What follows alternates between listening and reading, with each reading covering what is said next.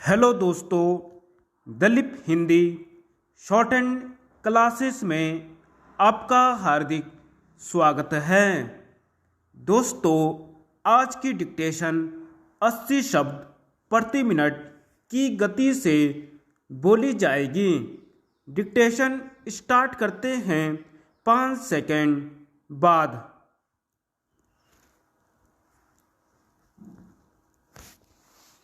अधिष्ठाता महोदय, नेहरू एक बहुत बड़े समाजवादी थे, परंतु समाजवाद की किसी रूढ़ रूपरेखा को यथावत अंगीकार करने की बजाय उन्होंने इसे अपने सांचे में ढालकर ग्रहण किया था। बहुत पहले 1939 में उन्होंने कहा था, मैं स्वयं को समाजवादी मानता हूँ और इस तरह यह भी मानता हूँ कि बड़े उद्योग इस देश के लिए आवश्यक हैं, लेकिन हम केवल बड़े उद्योगों से ही इस देश की ग्रामीण जनता का विकास नहीं कर सकते। यह तो खादी और ग्रामोद्योगों द्वारा ही संभव है। हाँ, जो चीज़ें गांवों में नहीं बन सकती, उनके लिए हमें बड़े कारखानों को काम में लेना चाहिए। एक अन्य अवसर पर उन्होंने स्पष्ट शब्दों में कहा था कि छोटे उद्योगों की कीमत पर बड़े उद्योगों का विकास घातक होगा। स्वाधीनता के पहले जो राष्ट्रीय योजना समिति गठित की गई थी, उसके अध्यक्ष के रूप में भी नेहरू जी ने कहा था कि योजना में बड़े ही नहीं, ग्रामों उद्योगों का विकास भी सम्मिलित है। राष्ट्रीय योजना आयोग ने भी सितंबर 1985 में उपभोक्ता सामग्री और रोजगार के लिए ग्रामों उद्योगों के महत्व को स्वीकार कर लिया गया था।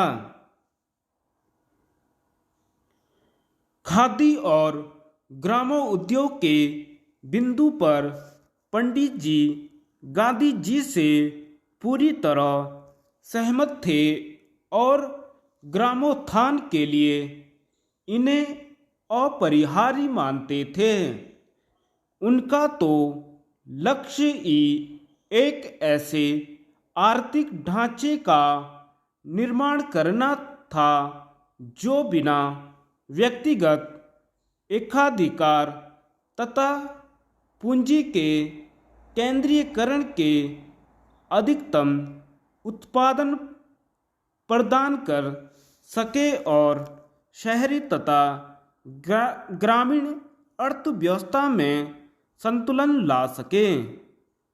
इसी सांचे को दृष्टिगत रख उन्होंने 1950 में योजना आयोग की स्थापना की तथा इसके माध्यम से देश के आर्थिक विकास और आर्थिक असमानताओं को कम करने की नीति पर कदम बढ़ाए।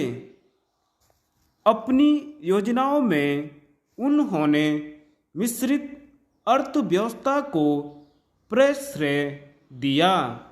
वह औद्योगिकरण तथा ग्राम विकास दोनों को साथ लेकर चलना चाहते थे। एक बार उन्होंने कहा था, हमें भारत को अणु युग के अनुकूल बनाना है और ऐसा शीघ्र करना है।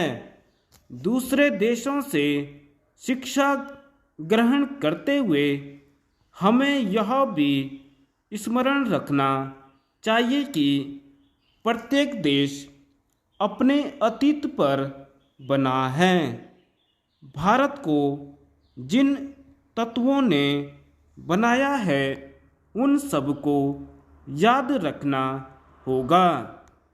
जो लोग विज्ञान और प्रौद्योगिकी के प्रति नेहरू के मोह पर नाक भौं सिकुड़ते हैं, उन्हें यह समझना चाहिए कि वे इन्हें आम आदमी ग्रामीण जन तक पहुंचाना अपना कर्तव्य समझते थे। धन्यवाद।